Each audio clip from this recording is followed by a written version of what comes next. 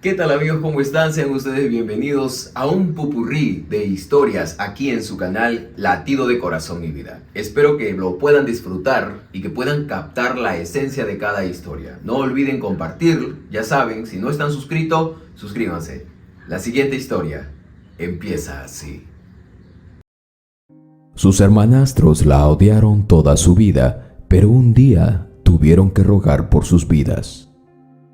Nunca devuelvas con la misma moneda un agravio. Recuerda que cada quien da lo que tiene como persona. La vida es un boomerang, a veces, por no decir siempre, te devuelve lo que uno da. Atesora de este pensamiento mientras escuchas y ves la siguiente historia. Isabel estaba de pie delante de la sala de emergencia. Aún no entendía del todo la razón de estar allí. Su madre se había divorciado de aquel hombre hacía un par de años, por lo que nada la unía en realidad a aquellos dos jóvenes que tanto la habían hecho sufrir. Pero aún así, allí estaba ella parada sin decidirse a entrar en aquel cubículo de hospital. Con una mano tomó la cortina y la deslizó. Allí vio a José Luis tendido en una cama. Su color era ceniciento y tenía unas ojeras muy severas debajo de los ojos. Tenía la cabeza rapada y cubierta parcialmente con un vendaje. Ciertamente no tenía el mejor de los aspectos. Antes de que pudiera observarlo mejor, su padrastro Ramón y su otro medio hermano Rodrigo se levantaron para recibirla. «Karina, gracias a Dios llegaste. Teníamos miedo de que hubieses decidido no venir», dijo Ramón con una seria expresión de alivio. Giró hacia Rodrigo y con un tono indiferente le dijo: «Gracias por venir. Supongo que estarías muy ocupada. No te retendremos mucho tiempo». No le sorprendió que su hermano la tratase de semejante manera cuando ellos mismos la habían llamado insistentemente para verla. Después de todo, seguía siendo el mismo arrogante de siempre. Los tres adultos se dirigieron ahora hasta la cafetería donde Ramón pidió un café para todos. Karina comenzaría a sentir aquel familiar malestar de estar cerca de una de las personas con la que peor se llevaba en el mundo. Le agradeció a Ramón por el café y calculó muy bien sus palabras antes de pronunciarlas. «Ramón, Rodrigo, lamento si esto les pone en un aprieto, pero tengo otro compromiso a las 5, así que me gustaría que fuéramos directo al punto». Rodrigo la vio con aquella típica mirada de desprecio más disimulado y con sorna le respondió: «Vaya Karina, me has revelado algo completamente nuevo. No sabía que el mundo de asistentes veterinarias fuera tan ocupado». Sin dejarse amilanar ni un poco y demostrando carácter por primera vez en muchos años, Karina contestó viéndolo directamente a los ojos: «Pues te dije que es una profesión increíblemente complicada. Pero claro, no espero que un gran director de tienda de electrodomésticos lo entienda». Rodrigo estaba a punto de darle una de sus típicas respuestas hirientes, pero Ramón lo detuvo. Había detenido la pelea justo antes de que se formara. «Rodrigo, por favor, respeta a Karina. No puede ser que aún teniendo 20 años sigan comportándose así». Vio directamente a los ojos de su hijastra y bajando la mirada le dijo: «Karina, sé que tu madre y yo hace mucho tiempo nos hemos separado, pero en este momento estoy a punto de pedirte algo muy serio. José Luis se está muriendo, tiene leucemia y está muy mal. Los médicos no le han dado muchas esperanzas de vida, así que si es que no se realiza un trasplante». Karina vio a su padrastro con una expresión de asombro, pero aún así en su corazón no se removió. Ni siquiera sintió algo parecido a la pena o a la preocupación. Con el mayor de los tactos respondió: «Bien, pero aún no entiendo por qué me has llamado, Ramón». El hombre tomó aire y tratando de hallar las palabras correctas, dijo: «Necesita un trasplante de médula. No es un trasplante complicado. La recuperación apenas tardaría 3 días, pero no puede hacerse entre familiares porque no tendría el mismo tipo de células que se requiere y puede ser peligroso. Se necesita a alguien con el mismo tipo de células y bueno, allí es donde entras tú». «¿Yo?». Karina dejó el café en la mesa y vio a su padrastro con una expresión de confusión. «¿Cómo podría saber si tengo el mismo tipo de células que necesita José Luis?». Ramón se pasó las manos por la cabeza, tomó un sorbo de café y trató de respirar antes de hacer su confesión.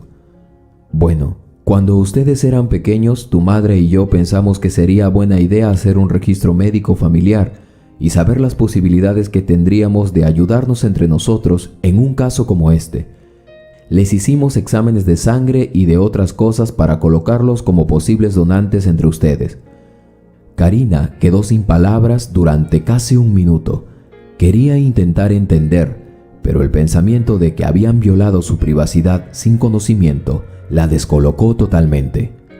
Ramón, ¿me estás diciendo que conoces mi historial médico? ¿Que consultaste datos privados sin mi consentimiento? No es eso, Karina. ¿Qué no escuchaste? Son datos a los que teníamos a libre acceso por tratarse de un grupo familiar, contestó Rodrigo con un tono cortante, como si lo que dijera su hermana fuera una estupidez.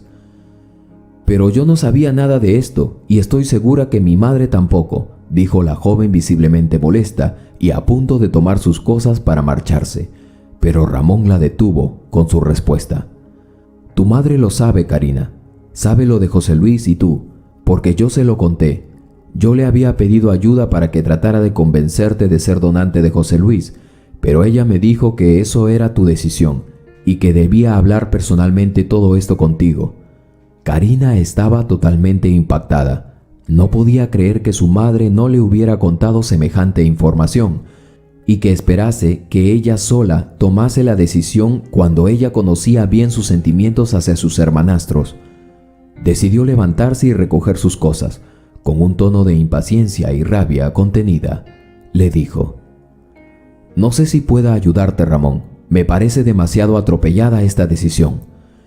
El hombre se puso también de pie y le dijo con los ojos llenos de ansiedad y casi lloraba: Karina, sé que es demasiado de nuestra parte pedirte esto, pero es que eres la más cercana que tenemos.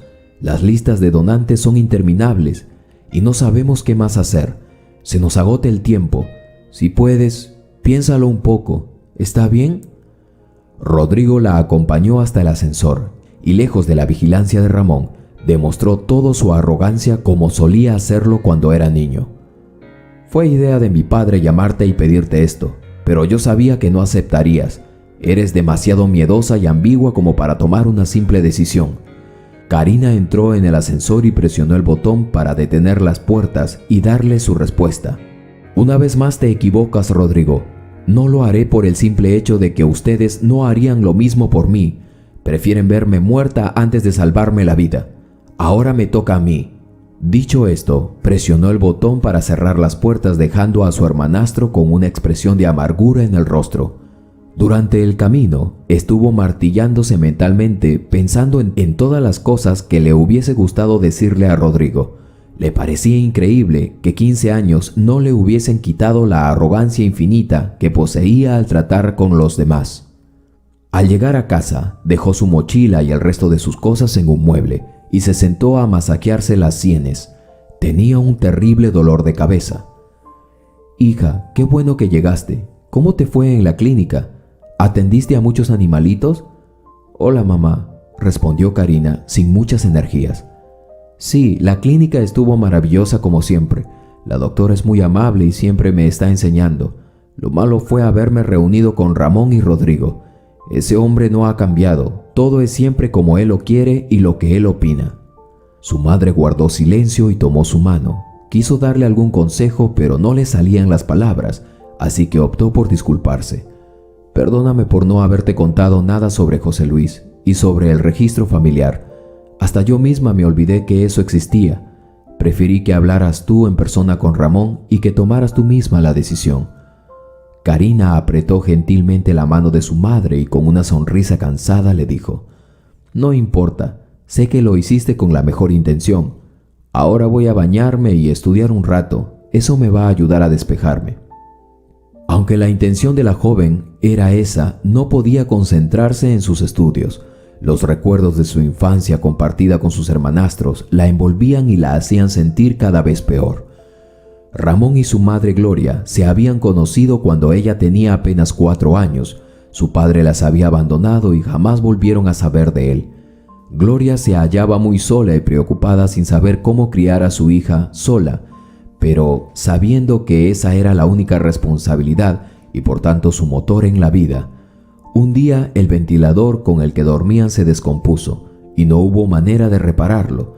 Habían pasado varias noches durmiendo mal por culpa de los mosquitos, por lo que a Gloria no le quedó más remedio que comprar un ventilador nuevo. Recorrió tienda por tienda hasta encontrar una en donde tenían precios bastante accesibles. El dueño de la tienda atendió personalmente a Gloria, a quien notó tenía una gran tristeza y apenas si levantaba los ojos, y no dejaba de preguntar si podía hacerle un descuento.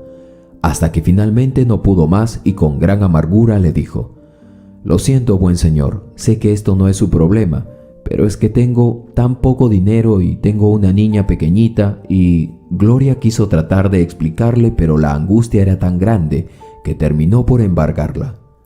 El dueño de la tienda resultó ser Ramón, quien al ver a aquella mujer tan angustiada por un simple ventilador, la llevó a la oficina y le ofreció agua y privacidad hasta que se calmara. Luego de un rato, los dos comenzaron a conversar. Ramón había perdido a su esposa por culpa de una enfermedad, leucemia, una dolencia que se transmitía de generación en generación, pero hasta ese momento solo era un mito o una coincidencia que el abuelo, la madre y luego su esposa habían nacido predispuestos a esa terrible enfermedad, dejándolo viudo con tan solo 35 años y 2 niños de 5 y 7 años. Al ser padres solteros, se conectaron inmediatamente y surgió entre ellos un cálido sentimiento. Después de salir durante 6 meses, decidieron formalizar su relación y se casaron en una pequeña ceremonia, junto a sus hijos y su familia cercana, aunque muchos no apoyaban su relación en ese entonces. Sin embargo, esa era la menor de las preocupaciones de la pareja, pues sus pequeños hijos ocupaban el centro de todos sus días. Gloria consiguió un empleo de medio tiempo en un supermercado, lo que le dejaba buen tiempo para atender a los niños en la tarde, mientras su pareja atendía la tienda de electrodomésticos de su familia. Sin embargo, sus hijastros no le daban tregua. Los niños en un principio no aceptaban la idea de que su padre se hubiese vuelto a casar y consideraban a Gloria como una mujer extraña que quería hacerse pasar por su madre.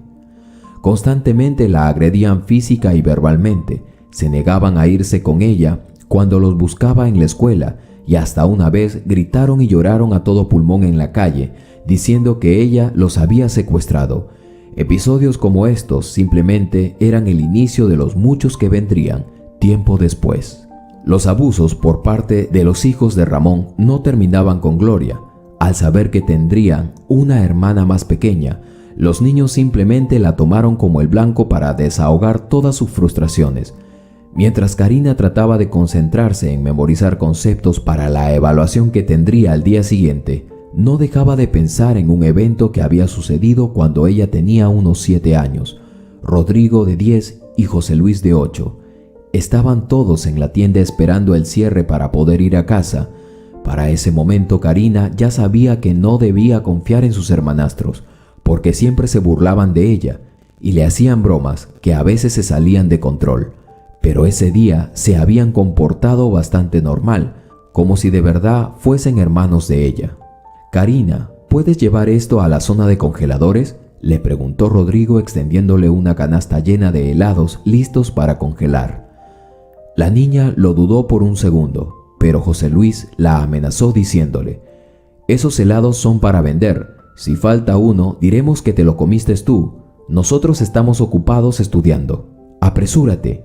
Karina pensó que sus odiosos hermanos habían vuelto a la normalidad y se dirigió a guardar los helados, pero cuando trató de salir de aquella habitación helada, no pudo. Sus hermanos la habían encerrado en la sala de las neveras y habían puesto la temperatura en lo mínimo. La niña se desesperó y empezó a gritar pidiendo ayuda, hasta que escuchó la risa de los niños del otro lado. «Rodrigo, José Luis, ¿por qué hacen esto? ¿Qué les he hecho yo para que me traten así?». De pronto, los niños pararon de reír y con la voz llena de malicia, Rodrigo le contestó: «Tú te crees muy linda, ¿no? Muy inocente y siempre te haces la buena delante de nuestro padre, porque el tuyo te dejó. Te dejaremos allí, porque eres una molestia. No queremos tener otra hermana porque tu mamá vino a querer hacerse pasar por la nuestra. Eres una intrusa. Los niños comenzaron a insultarla de diferentes maneras y se reían cuando ella les decía que moriría de frío allí y que tenía miedo. Aquella terrible broma se extendió mucho rato, hasta que el mismo Ramón escuchó lo que pasaba y sacó a Karina de aquel peligro, regañando fuertemente a sus hijos, quienes simplemente se encogieron de hombros y dijeron que la culpa era de ella por meterse en lo que no le importaba. La muchacha se acostó a dormir pensando en aquellos recuerdos tan amargos y tuvo sueños intranquilos. Al día siguiente, Karina recibió una llamada de un número desconocido y casi se desmayaba cuando la mujer que le hablaba le dijo que era la esposa de José Luis. Quisiera que nos viéramos para hablar. Te prometo que no te quitaré mucho tiempo. Karina dudó un rato y finalmente decidió ser honesta. Señorita, no quisiera ser tan directa, pero ya decidí que no seré la donante de José Luis, así que por favor, no es solo para hablar de eso. Está bien si decides no ser su donante. De verdad quisiera conocer y charlar, eso es todo. La extraña petición de la mujer descolocó a Karina, y justo como con la llamada de Ramón, aceptó encontrarse con la muchacha esa tarde. Al llegar, vio que la chica en cuestión no estaba sola, sino con dos niños. Cuando le preguntó quiénes eran, su cuñada política le respondió: «Son mis hijos, pero ahora también lo son de José Luis y llevan su apellido». A Karina le sorprendió grandemente que aquel joven arrogante hubiese decidido casarse con una chica muy linda que ya tenía hijos propios. A medida que la conversación avanzaba, Karina escuchó lo mucho que habían cambiado sus hermanos y lo nobles que habían llegado a ser, aunque su personalidad soberbia alejara a la mayoría de personas. ¿Sabes, Karina? José Luis siempre te nombra. Dice que ahora entiende lo mal que se portó contigo cuando tú no tenías la culpa de nada y que solo se dejó llevar por el miedo que tenía. Una vez me dijo que le gustaría disculparse, aunque eso no sirviera de nada, porque ahora que es papá puede entender mejor cómo te sentías. Uno de los niños se acercó a Karina y con voz pequeña le dijo: ¿Tú puedes salvar a mi papá? Lo extraño mucho. Karina apretó las manos del pequeño y le dijo que haría todo lo posible. Se despidió de su cuñada y le envió un mensaje a Ramón: «Agradécele a tus nietos, seré la donante de José Luis». Las semanas pasaron rápidamente y la operación se llevó a cabo. Cuando José Luis despertó del coma en el que lo habían inducido y le contaron que Karina había sido su donante, pidió que le trajeran papel y lápiz, pues necesitaba enviarle una carta. «Karina, sé que no tenemos la mejor relación, pero desde el fondo de mi corazón te agradezco por tu generosidad y me disculpo por lo mal que te traté durante tantos años. No espero que me perdones y no hay manera de compensarte. Solo espero que mi agradecimiento sincero y el de mi familia sean la puerta para una nueva relación que me gustaría entablar contigo, una en la que entremos todos con cariño y respeto, como siempre debió ser». Karina sonrió al leer la carta y envió una respuesta igual de amistosa, pero decidió mantenerse al margen de su familia política, pues aquel acto lo hizo como un regalo a sus sobrinos, quienes encontraron en José Luis un padre cariñoso y atento, pero ella sabía que algunas relaciones eran más sanas si se mantienen a distancia. Siempre debemos tener en cuenta las acciones que tomamos con los demás, sea quien sea. Debemos tratar bien a todos, dar de lo que somos y no de lo que la gente muchas veces nos fuerza a hacer. Uno nunca sabe cuándo podría girar la ruleta de la vida. Espero que esta historia les haya hecho reflexionar como a mí. Soy tu amigo de siempre, Carlos Matthews. No olvides suscribirte y activar la campanita de notificaciones y seleccionar la opción Todas. Así no te perderás de ninguna de las historias que suba en el canal. Te invito a ver la siguiente historia. Solo haz clic y te embarcarás en una nueva aventura, un nuevo latido de corazón y vida. Qué poderosa y aleccionadora historia, mis queridos seguidores y seguidoras. Espero que hayas podido disfrutar de esta historia como yo y que te quedes, porque aún hay una historia más que viene a continuación. La nieta interesada abandona a su abuelito porque no podía darle una vida de lujo. Jamás imaginó que pasaría esto. En Nueva Zelanda, más exacto en Christchurch, vivía el viejo Ebert, quien cuando empezaba su trabajo se entretenía tanto que casi no prestaba atención a lo que le rodeaba. Hacía un tiempo había despedido a su única hija. Ella había ido a la capital en Wellington para iniciar su carrera como enfermera, pero lamentablemente se enamoró de un marino mercante quien viajaba por meses. Estuvo saliendo con él, pero como es sabido, los marinos llegan a los puertos esporádicamente para luego irse con la marea.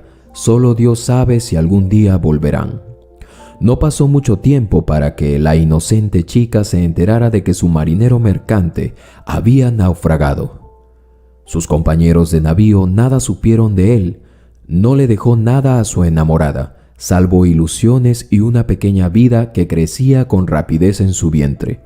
El viejo Ebert, ajeno a todos esos acontecimientos, solía enviarle dinero para que ella siguiera estudiando. Aún así, la joven muchacha, al verse en semejante situación, sola y embarazada, mintió a su padre diciéndole que todo iba bien en sus estudios. Sin embargo, cada mesada que recibía lo empleaba en sus controles para su embarazo y en los exámenes que le solicitaban. El viejo Ebert era un carpintero conocido en el pintoresco pueblito de Christchurch. Se había especializado por años en la fabricación de muebles y adornos tallados en madera, pero el negocio había decaído mucho con el paso de los años y la llegada de las nuevas tiendas de artículos para el hogar. El anciano estaba considerando seriamente su retiro, pero un día, mientras observaba a unos niños pobres jugar con piedras, pensó que podía utilizar el tiempo que le quedaría libre para hacer juguetes en madera. ¿Por qué no?, se dijo. Y siendo él, hombre de decisiones firmes que siempre había sido, lo hizo. Los primeros juguetitos los obsequió a aquellos mismos niños pobres con los que había tenido su idea. Un sentimiento cálido de satisfacción inundó su pecho cuando los pequeños recibieron con una enorme sonrisa las piezas de madera a las que les había puesto tanto amor y esfuerzo. Después de ese recibimiento, ideó un plan para entregar el segundo lote de juguetes. Meditando solitariamente en su taller, llegó a una resolución. Ya me he retirado de fabricar muebles. Quizá pueda dedicarme a hacer juguetes. Son trabajos más pequeños y sencillos que seguramente puedo vender más fácil. Haré lo siguiente. Les regalaré unos hermosos juguetes a un par de niños ricos del pueblo y eso seguro hará que todos los demás quieran esos mismos juguetes. Entonces comenzaré a venderlos. Sí, seguro que eso funcionará. Con un entusiasmo renovado, el viejo Ebert mandó a fundir su dirección y su nombre en metal y lo utilizó como un sello para cada uno de sus lindos juguetes en madera. Contra todo pronóstico, su plan dio resultado. Durante una semana se enclaustró en su taller diseñando y fabricando las hermosas pero resistentes piezas.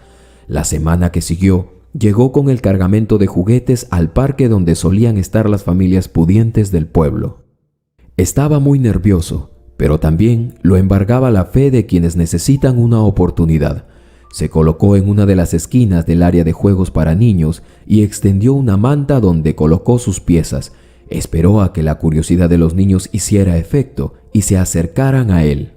Luego de tan solo 10 minutos, una de las niñas que estaba en el parque se acercó atraída por una curiosa muñeca de forma redonda.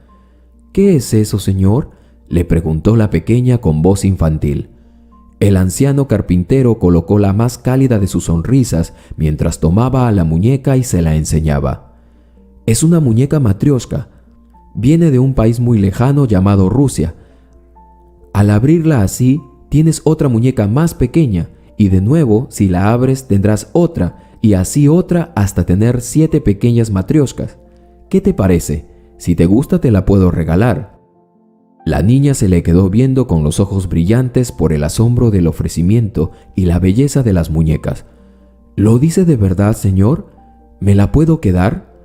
«Claro, querida, es un regalo. Si quieres, llama a tus amigos. Aquí tengo un par de juguetes que de seguro les gustarán». La pequeña niña tomó a la muñeca loca de alegría y salió corriendo a invitar a otros niños. Luego de 20 minutos, el viejo Ebert había logrado unos 15 encargos de juguetes para familias acaudaladas que se reunían en el parque. Tras varios meses de éxito, el viejo Ebert pudo contratar a más ebanistas que lo ayudaran en su labor. Todo iba viento en popa. El viejo carpintero soñaba con el día en que su hija entraría por la puerta de su casa, anunciándole que había logrado titularse como doctora. Pero algo estaba a punto de ocurrir, y él ni siquiera se lo esperaba. Como se veía venir, una mañana fue sorprendido con la noticia. La muchacha, al no poder seguir con la mentira y sabiendo que a su anciano padre le iba muy bien por los rumores que llegaban a la gran capital portuaria, se le apareció en su casa sin avisar. El reencuentro de padre e hija fue amargo como se esperaba. El viejo Ebert sentía una enorme tristeza, decepción y sensación de estafa, pues él se había esforzado durante muchísimos años para llegar al lugar donde estaba y mantener a su hija. Darle los estudios había sido su ideal y ahora había visto hecho trizas sus sueños. Su mayor ilusión era recibir a su hija como toda una doctora en pleno derecho y ahora se cuestionaba si aquel comportamiento era su culpa. ¿En qué momento tu madre y yo te dimos mal ejemplo?, le gritaba un desencajado Ebert. La muchacha se deshacía en súplicas de perdón, pero aquello no alcanzaba para frenar el llanto del anciano destrozado por la decepción. Sin embargo, como es bien sabido, todo dolor siempre viene acompañado de su bendición y al final de las tinieblas siempre llegará la calma. Sucedió que la sonrisa de la pequeña, quien ahora era su nieta, logró sanar poco a poco la decepción. La alegría que emanaba de la pequeña había hecho renacer las ganas del viejo Ebert por vivir aún más. A sus 74 años parecía un adolescente saltando e imitando voces graciosas que le arrancaran carcajadas y sonrisas a la pequeña. Su hija ahora trabajaba con él en su taller. Maniobraba las máquinas para habilitar la madera en grandes bloques para después ser cortadas y utilizadas por los ebanistas. Lamentablemente un día, mientras su hija manipulaba una de las máquinas, sufrió un grave accidente que cobró su vida instantáneamente. El dolor del viejo Ebert no tenía nombre ni forma alguna de describirse. Daba gritos desgarradores, aferrándose al féretro de su única hija. A pesar de la decepción que ésta le había causado, como a todo padre, le dolía en el alma. Todo el pueblo lloró con él aquel día. La mayoría sabía su historia, por lo que estaban todos muy conmovidos. Unos meses después, se podía ver al viejo Ebert caminando de mano de lo único que le había quedado, su nieta. Aunque en algunos momentos parecía que el dolor era demasiado insoportable, el tiempo no se detuvo. Los días eran lúgubres, pero había que seguir. El viejo carpintero deseaba que los días no pasaran, pues sentía que con cada minuto, cada hora, cada día, se alejaba más de su hija y el recuerdo de ella que tenía en la mente. No quería olvidar ningún momento pasado con ella, pero el mensaje de cada día era el mismo. Había que seguir. Tomando fortaleza, cuidó de su nieta y logró mantenerla alejada de todo lo malo del mundo hasta donde pudo. Mientras ella había sido pequeña, no había tenido problemas, pero conforme fue creciendo, una personalidad materialista comenzó a apoderarse de ella. «Abuelo, esa ropa que tienes es demasiado vieja. Las personas del pueblo te ven y se ríen. Nuestro auto también es muy viejo y no puede ser que aún tengamos que calentarnos usando una chimenea». Ebert la veía con sus ojos cansados mientras le decía: «Esas son cosas sin importancia, hijita. ¿No crees que tienes una vida maravillosa, alejada de todas las cosas superfluas que no aportan un valor real a tu vida?» La chiquilla, con una insolencia insospechada hasta ese momento, pero su anciano abuelo le había respondido con una voz malhumorada también: «No, abuelo, me parece que estamos viviendo como pobres, y es todo porque te niegas a tener una vida más cómoda». Y hecha una furia, la pequeña salió derecha a su habitación. El viejo Ebert se preguntaba en silencio si tal vez toda aquella actitud terrible había sido acaso su culpa. Quizá el darle de todo y mantenerla alejada de una vida dura había terminado por dañarla, pero ¿qué más podría haber hecho? Un hombre que al perder a su única hija no quiso que su nieta se arriesgara ni un segundo. Esto realmente es un momento en el que cualquier ser humano se encontraría en un dilema. ¿Habré hecho bien en mantenerla alejada de todo? No lo sé. Eran simplemente cosas de la vida. La modernidad llegó y con ella los juguetes de metal, plástico y el viejo Ebert empezó a decaer en los negocios. A su edad le costaba entender por qué había pasado eso. 83 años no pesaban por las puras en su vida. Atrás habían quedado los días en los que su taller había estado en plena producción. Poco a poco sus empleados lo abandonaron, excepto un amigo que lo había acompañado desde sus inicios, Don Bosco. El fiel hombre se ofreció para quedarse hasta el final. «Me quedaré contigo, viejo amigo. Si el barco se hunde, me hundiré con él», dijo Don Bosco con un ademán firme, apoyándose en su exquisito bastón de madera. El viejo carpintero lo vio con los ojos humedecidos por las lágrimas y con un breve abrazo le respondió sinceramente: «Gracias, muchas gracias, amigo. Te apoyaré en lo que pueda». Con paso lento y triste, los dos ancianos se dirigieron hacia el taller donde todos los trabajadores estaban reunidos. Con la voz teñida por la tristeza de los años, les dio el anuncio final a sus empleados: «Hijos míos, fieles trabajadores y aprendices, con un dolor muy profundo tengo que decirles que ya no hay motivo real para retenerlos en mi taller. Las exportaciones han cesado y ya no hay más pedidos para otras ciudades. Me apena mucho decirles que el negocio ha quebrado». Muchos de los trabajadores lucharon para no dejar escapar las lágrimas que se formaban en sus ojos. Con un gran aplauso y un grito de hurra típico en Nueva Zelanda, los carpinteros y ebanistas se despidieron de su jefe y el taller de juguetes que había sido como su hogar. El viejo Ebert procuró guardar sus ahorros y planificó invertirlos en otros negocios, pero aún no sabía en qué. Ahora, además del dolor y la preocupación de haber cerrado su taller de juguetes, Ebert debía lidiar con los berrinches y quejas de su nieta de ahora 17 años.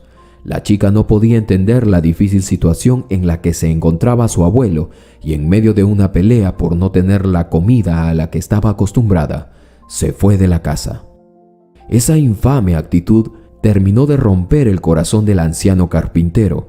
Una ingrata sorpresa se llevó cuando vio que ella se había llevado no solo sus cosas, sino también el dinero que él había guardado en su habitación. Con horror, se dio cuenta que ya casi no tenía nada. En la sala, la ingrata joven le había dejado una nota explicándole por qué se iba. Y así fue. Una puñalada por la espalda le habían asestado a aquel hombre sin que él se lo viniese venir, ya que estaba en sus últimos años. Entró a su taller para lamentarse y lo único que había era una inmensidad de muñecos, carritos y demás juguetes sin terminar. En ese momento, entró Don Bosco, quien lo había estado buscando. Aquel hombre era 10 años menor que él, pero se había convertido en un buen amigo, un hombre correcto y en quien confiar. Al ver al viejo Ebert desolado por la pena, sosteniendo entre sus manos una pequeña muñeca matrioshka, le preguntó con mucho tacto: «Ebert, ¿qué le pasa, amigo? No se deje llevar por la tristeza de perder este buen negocio. La vida fue buena con usted y tiene el dinero suficiente para vivir dignamente sus últimos años». «He sido un tonto y un ciego, Don Bosco. Las mujeres de mi vida no han hecho más que traicionarme. Mi esposa murió cuando aún estábamos lo suficientemente jóvenes, cuando mi hija apenas estaba terminando el instituto. Y esa muchacha ilusa, en lugar de terminar la carrera de medicina y darme un poco de orgullo, fue y se embarazó de un canalla, y luego me dejó con una nietita que resultó ser peor que ellas dos. Me ha robado y se ha marchado dejándome solo, cuando más la necesito. Ay, viejo amigo, la vida ha sido cruel conmigo. A pesar que me dio tanto bienestar material, nunca me dio lo que más anhelaba, una familia feliz». Don Bosco no supo qué responderle a aquel hombre que estaba dejando salir todo su sufrimiento. Simplemente se sentó a su lado y lloró junto a él. Pero todo tiene su final. Un día, más o menos una semana después de aquella triste conversación, el viejo Eber partió de este mundo. Don Bosco, invadido por una profunda tristeza, escribió una carta y se la envió a la nieta de su amigo, en un intento fallido de conmover su corazón y lograr que regresara al pueblo. Pero ni la muerte de su abuelo trajo de vuelta a la ambiciosa joven. Años después de la muerte del entrañable Ebert, se corrió el rumor de una subasta. Don Bosco había llevado todos los juguetes del viejo taller hasta uno de los elegantes salones de eventos en el pueblo. No le importó si algunos estaban a medio terminar. Simplemente contrató a una cuadrilla de hombres para quitarles el polvo y aplicarles una capa de barniz protector. El viejo carpintero hizo una gran campaña para atraer a compradores de todos los rincones de Nueva Zelanda. Muchos hombres ricos recordaban haber jugado en su infancia con aquellas exquisitas piezas de madera y la felicidad que les había proporcionado en aquel entonces. La subasta empezó. Todos los juguetes se presentaron con la brillante placa, el viejo Ebert. Las primeras piezas, que estaban a medio hacer, se vendieron en más de $100,000. Luego salieron las más bellas y terminadas y algunas de las que solo había un par, pues eran unos diseños nuevos que estaban a punto de salir justo cuando el taller había llegado a su fin. Sus juguetes llegaron a ser tan valiosos que el viejo Ebert casi era símbolo de una leyenda en la ebanistería de Nueva Zelanda y un símbolo para la población en Christchurch. Luego de terminar la subasta, Don Bosco estaba sentado en una pequeña oficina meditando sobre lo que había sido la vida de su amigo. Entonces entró por la puerta aquella joven ingrata, ya convertida en una mujer hecha una furia. «Te crees muy listo, ¿cierto? Viejo sinvergüenza, hacer una subasta de mi herencia y robarte mi dinero». Don Bosco era ya un anciano y se sorprendió mucho al ver a aquella muchacha de expresión salvaje reclamando algo que tantas veces él mismo le había ofrecido. «Niña, yo te busqué por cielo y tierra, rogándote que regresaras al pueblo para que tomaras tu herencia. Estos juguetes pudiste venderlos hace mucho o convertir el viejo taller de tu abuelo en otra cosa, pero jamás contestaste mis cartas. Ese no es el tema, viejo aprovechado. Tú tienes dinero que le pertenece a mi abuelo y como él ya no está, ese dinero pasa a ser mío». El gentil anciano no lo sabía, pero aquella discusión fue el inicio de una querella legal que duraría hasta 3 años. Un día, Don Bosco recordó la carta que aquella odiosa mujer le había escrito a su abuelo. Rebuscó entre sus documentos personales hasta que finalmente la encontró. «Abuelo, entiendo que tú ya has trabajado toda la vida para tener una vida digna, pero llegar a estos límites es humillante para mí. Yo merezco una vida mejor y sé que tú eres consciente de ello. Me llevo en calidad de herencia el dinero de tu habitación. Lo invertiré en otros negocios y lo multiplicaré. No me busques ni envíes a nadie por mí, porque todo el amor que sentía por ti se ha esfumado debido a tu terquedad. Ya no quiero nada de ti. Adiós». Al releer la carta, supo que sería la clave para terminar de una vez por todas esa tortuosa batalla legal que se había llevado 1/3 de sus años dorados. Durante la última sesión del juicio por la herencia del viejo Ebert, Don Bosco le dio la carta a sus abogados, quienes la presentaron como evidencia irrefutable de que aquella mujer jamás sintió un verdadero amor por lo que significaba su herencia.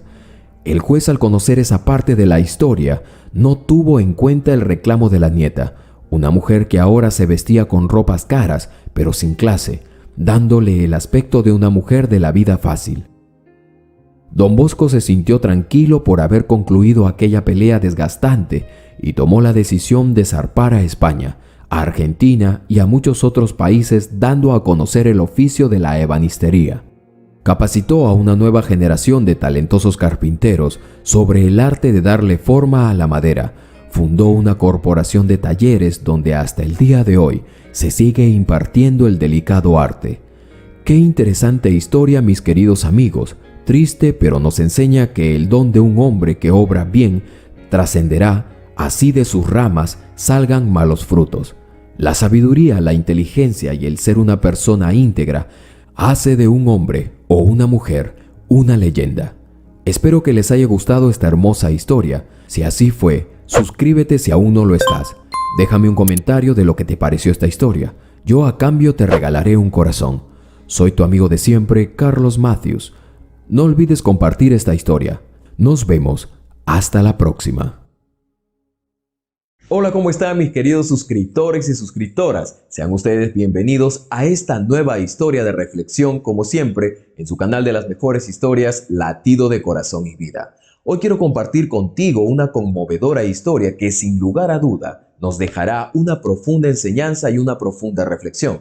No sin antes recordarte que debes de suscribirte, si aún no lo estás, activa la campanita de notificaciones para que recibas más historias como estas en tu celular, tablet o de donde quiera que te conectes. Yo soy tu amigo Carlos Matthews y la siguiente historia ha de empezar así. Lucía se sentaba todas las tardes enfrente de la plaza a pedir limosnas. Enfrente de ella había una arrugada y vieja manta con un pequeño cartel que decía: «Ayúdenme por favor, soy muda». Las personas veían a la chica con curiosidad, pues en aquel país lo común era tener la piel muy oscura o morena, pero Lucía era blanca y con reflejos rubios en su largo cabello lacio. Se notaba que estaba descuidada, al menos no tomaba un baño con frecuencia y se veía muy flaca. La pequeña se sentaba en silencio con una expresión seria, a veces enojada, y hacía una pequeña reverencia con la cabeza cuando alguien le dejaba un par de monedas. Aquel día no había sido bueno. Pocas personas habían pasado por allí debido al frío que comenzaba a hacer y a las nubes encapotadas que amenazaban con una lluvia todo el día. Lucía suspiró por lo bajo antes de recoger las pocas ganancias del día y ponerse en marcha hasta su casa. Pero realmente no era como su casa. Era el único lugar donde había vivido desde que tenía uso de razón. Una enorme mujer la recibió y con la mano extendida le pidió lo que había recolectado. La niña le colocó un envase de plástico con las monedas que no llenaban ni a la mitad. «¿Qué demonios es esto? ¿Estuviste holgazaneando todo este día?» «No, ya sé, estuviste viendo al vacío como una tonta, ¿verdad?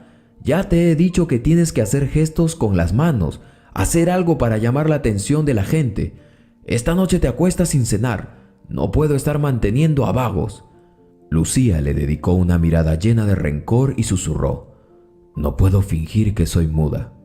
La enorme mujer se volteó con los ojos muy abiertos y le gritó con enojo: «Ese es tu problema. Te dijimos que fingieras ser inválida y no pudiste, que fingieras ser ciega y te robaban en tu cara. Aquí a nadie le importa la simple pobreza. Debes tener algo más para que te den dinero». Lucía se fue enojada a la habitación que compartía con otros niños.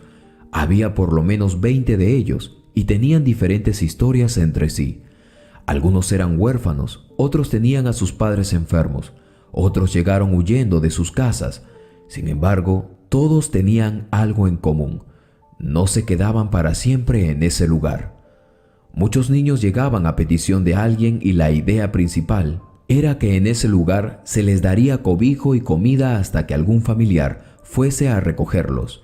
Pero en realidad, allí se hostigaba a los niños para que fueran a recoger limosnas en sitios estratégicos de la ciudad.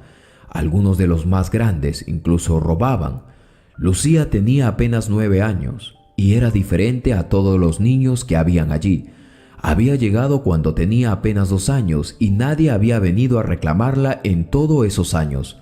No era extraño que hubieran huérfanos allí, pero todos en algún momento tomaban la decisión de huir, y las personas que administraban ese lugar no se molestaban en traerlos de vuelta.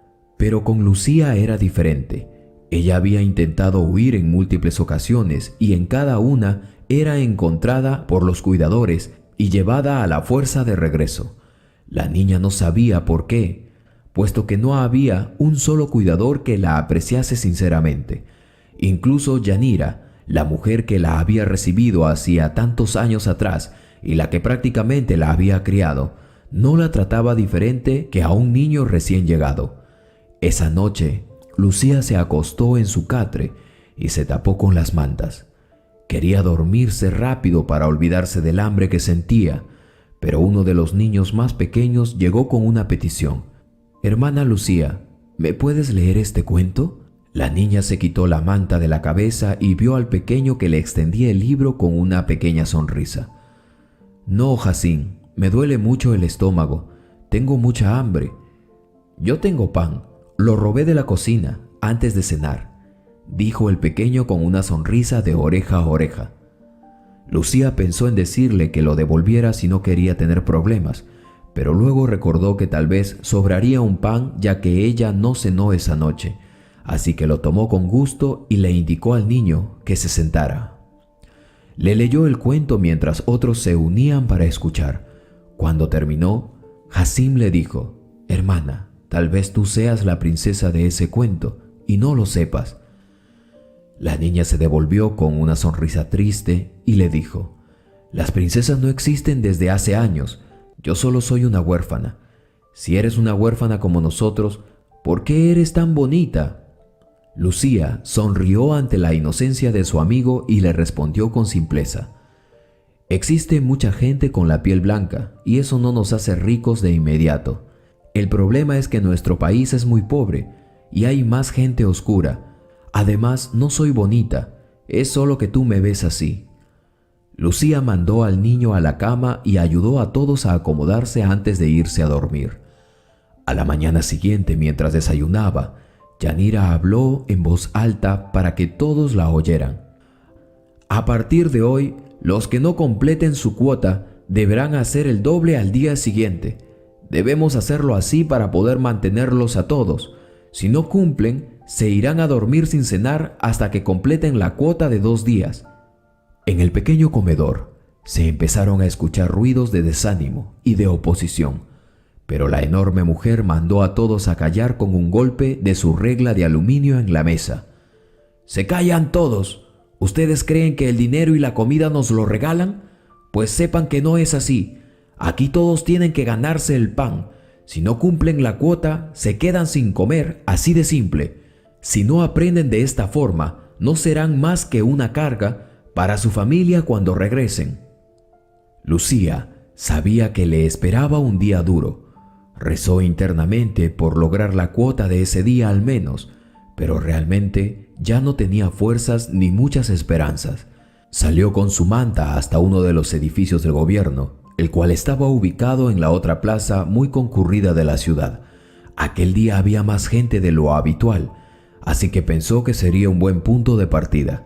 Colocó su manta y esperó pacientemente a que las personas que quisieran dejar sus limosnas se acercasen a ella. La niña era increíblemente recta en su accionar. Nunca pedía, simplemente esperaba a que las personas le dejaran lo que quisieran en su manta. Pero sabía que ya no podría confiar en su buena suerte, pues necesitaba el dinero. Al rato de estar allí, hizo un esfuerzo por vencer su incomodidad y pedirle a las personas que pasaran que le dieran unas monedas.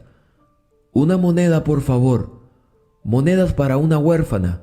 Una ayuda, por favor». Luego de un rato de estar así, un hombre blanco se acercó a una distancia prudencial y se le quedó viendo. La niña pensó que quizá no era a ella a la que veía, así que siguió pidiendo monedas a los que pasaban frente a ella. Después de un largo rato, el hombre extraño se acercó, seguido de otro, el cual iba vestido de traje negro. El hombre blanco habló en un idioma que Lucía jamás había escuchado. La niña se quedó viendo con una cara de desconcierto, hasta que el hombre de traje le dirigió la palabra. «Buenos días, niña. ¿Cómo te llamas?». La niña puso una expresión reservada y contestó con voz seria: «Lucía». «¿Y cuántos años tienes, Lucía?». «Tengo 9». «Ya veo. ¿Y dónde están tus padres?». «Soy huérfana», respondió Lucía con una voz que no dejaba espacio a emoción alguna. Los hombres hablaron entre sí por un breve momento en aquel idioma extraño, y luego el que llevaba el traje sacó un billete de la más alta denominación y lo colocó en las manos de la pequeña. Lucía lo guardó entre su ropa sin dejar de ver a los extraños frente a ella. El hombre blanco era quien parecía estar más interesado y no dejaba de mirarla. La niña comenzó a sentirse incómoda ante la intensa mirada del extraño, pero antes de que pudiera tomar su manta con las monedas y huir, los dos hombres siguieron su camino. Aquella tarde le fue bien y pudo completar hasta la cuota que no había podido en el día anterior. Llegó a la casa hogar y entregó el envase con las monedas, pero sin entregar el billete que el hombre de traje le había dado. Su plan era guardarlo para comprar un billete en el tren hacia algún lugar y de esta forma intentar huir, pero Yanira la detuvo antes de que se fuera hacia el comedor. «Te fue bastante bien hoy, ¿verdad? ¿Estás segura que no me estás guardando nada?» «No, Yanira, no te estoy ocultando nada», dijo la niña tratando de sonar lo más indiferente posible. De pronto, la maciza mujer la tomó del brazo y comenzó a buscar entre sus bolsillos, y entonces encontró aquel billete y de inmediato montó en cólera. «¿Crees que soy idiota? Todos ustedes siempre hacen lo mismo. Cada vez que hacen una buena cantidad, se guardan un poco, pero tú te excediste esta vez. ¿Qué pretendías hacer con tanto? ¿Huir? No puedes. Tú eres la única que no tiene permitido irse. Jamás. Ya lo sabes». Lucía no entendía por qué la humillaban y maltrataban de esa manera.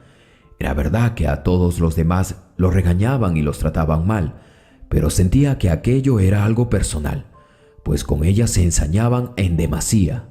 Como castigo por haber mentido, la hicieron lavar la ropa de todos después de cenar y bañarse. Al día siguiente estaba muy cansada, pero decidió ir al mismo lugar para probar suerte y tratar de completar su cuota. Los hombres del día anterior la vieron sentada en una de las esquinas de la plaza dando cabeceadas y bostezando. Intercambiaron un par de comentarios antes de acercarse a ella. Nuevamente, el hombre de traje habló primero. «Creo que hoy estás mejor vestida. Anoche tuve que lavar ropa», respondió Lucía con un típico tono seria. «¿Cenaste bien anoche con el dinero que te dio mi jefe?» «No, la mujer que nos cuida me lo quitó. Se supone que no debo quedarme con nada de lo que recolecto, pues todos necesitamos comer bien y somos muchos». Aquella respuesta inquietó al hombre blanco, quien hablaba con su empleado con palabras rápidas en un tono apremiante. El hombre del traje volvió a hablarle a la pequeña y muy serio le preguntó: «¿Cuántos más viven contigo?» «Muchos, quizás hasta más de 30. A veces somos más. Lo que pasa es que unos huyen y otros los buscan sus familias, pero siempre hay niños llegando a esa casa». «Ya veo», contestó el hombre sin parecer sorprendido. «¿Y tú cómo te llamas?» «Me dicen Lucía, pero casi nadie me llama por mi nombre, así que no estoy segura». Los hombres intercambiaron más palabras. El hombre del traje tenía una expresión de molestia como si le molestara hablar con la niña, pero el que parecía ser el jefe parecía estudiar cada pequeño detalle de la cara de Lucía. Finalmente el hombre de traje le dejó otro billete grande y le dijo en un tono serio y molesto: «Si me ves cerca de tu casa, no me hables. Haz como que si no me conocieras y sigue haciendo tus cosas». La niña no entendía lo que el hombre le quería decir, pero decidió asentir con la cabeza y no preguntar nada más. Al final de ese día no había completado su cuota, así que decidió meter el billete en el frasco y rezar para que Yanira no se molestara. Casi al llegar, vio al hombre de traje cerca de la puerta del orfanato. Hizo lo que él le había pedido previamente y entró a la casa. Yanira le extendió la mano y al ver el billete, una sonrisa irónica se formó en su rostro. Vaya, vaya, vaya. La seria y correcta Lucía aprendió a robar. ¡Qué sorpresa! La niña la vio llena de rabia y con voz cortante le respondió: «No lo robé, me lo dieron». «Ja, ¿quién te daría tanto? 2 días seguidos? Eres pésima mintiendo. Trata de seguir así y que no te atrapen. porque nos darás muchos problemas para sacarte de la cárcel». La niña no respondió ante tal declaración. Simplemente pasó de largo hacia el comedor. No le hacía ninguna gracia que pensaran que ella había aprendido a robar, pero tampoco quería pelear y que la dejaran sin comer, sobre todo. Durante la cena escuchó a un par de niños hablando sobre un hombre extraño que les hizo preguntas cuando venían de regreso. Aparentemente Yanira y algunos de los ciudadanos también los escucharon y con su potente voz interrumpió las conversaciones de la cena. «No tienen permitido hablarle de nuestro negocio a nadie, ¿entendieron? ¡A nadie!». Lucía de inmediato supo que algo había cambiado. En aquel refugio para niños jamás se habían molestado en ocultar su forma de negocio ante la ley. No sabían por qué, pero estaba segura de que algo estaba a punto de cambiar. Sin embargo, a pesar de aquel sentimiento que no la dejaba en paz, los días continuaron pasando sin mayores novedades. Ella iba todos los días a la plaza y los dos hombres se limitaban a saludarla y a darle una cantidad suficiente para que completara su cuota. No volvieron a darle cantidades grandes, solo lo justo, y cada día el hombre blanco le sonreía y le daba palmadas en la cabeza. Una noche, cuando estaba a punto de llegar a la casa, notó algo extraño. Habían muchas patrullas de policía y la entrada estaba acordonada con una cinta amarilla. Sin saber bien qué hacer, ignoró la cinta y entró. Al llegar, vio que el refugio estaba siendo inspeccionado de arriba a abajo por efectivos de la policía. Habían cámaras, radios y todos los niños también estaban siendo dirigidos a una sala para evaluar su estado. Un policía notó a Lucía y de inmediato la llevó hasta el comedor donde estaba sentada Yanira con el resto de los cuidadores. Un par de efectivos de la policía y sobre todo le llamó mucho la atención la presencia de los dos hombres que le habían estado dando dinero en la calle. Al verla, Yanira se levantó hecha una furia y le gritó: «¡Mocosa impertinente! ¡Mira lo que has hecho! Y pensar que estaba recibiendo tanto dinero por ti. Me faltaba muy poco para largarme de aquí». Los oficiales la detuvieron antes de que la agrediera y la llevaron a otra habitación junto con los demás cuidadores. La niña estaba muy confundida hasta que un oficial le indicó que se sentara frente al jefe de la policía y los hombres extraños. El jefe la saludó con simpatía mientras le ofrecía un vaso con agua. La niña tomó un sorbo y esperó a que alguien hablara. «Lucía, tenemos una noticia que darte», empezó el jefe de la policía. «Estoy feliz de poder decirte que tu padre finalmente te encontró luego de 6 años». La niña la vio extrañada y con una voz queda le dijo: «Creo que usted está confundido. Yo soy huérfana. Mi madre me entregó a este refugio cuando tenía 2 años y nadie vino por mí, así que supongo que murió y de mi padre no sabemos nada». El jefe de la policía la escuchó con calma y luego le dijo: «Eso es lo que esas personas inescrupulosas te han dicho, pero no es verdad. Verás, este hombre que está aquí es Ignacio Paredes. Él es el canciller de otro país y hace 6 años su hija, Lucía, fue secuestrada en la embajada». La policía trabajó sin descanso tratando de encontrar a la niña, pero sin éxito. Nunca se pidió un rescate o algo parecido. Pero hace unos días el señor Paredes te reconoció en la plaza, que está cerca de la embajada, ¿recuerdas? Y de inmediato él nos alertó. Al principio no creíamos que eras tú, pero gracias a una prueba de ADN con tu cabello lo comprobamos.